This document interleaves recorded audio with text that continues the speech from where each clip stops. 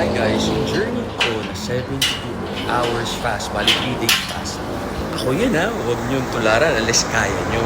Dati kasi kaya ko, nung kasikatan ko, kaya ko 5 days to 1 week, tubig lang iniinom ko. And then doon pumasok yung mga supplements like kape, collagen, BCAA, EAA, pre-workout, creatine, citrulline, yung mga bagay na zero calories, parang hindi mag-break ang fast.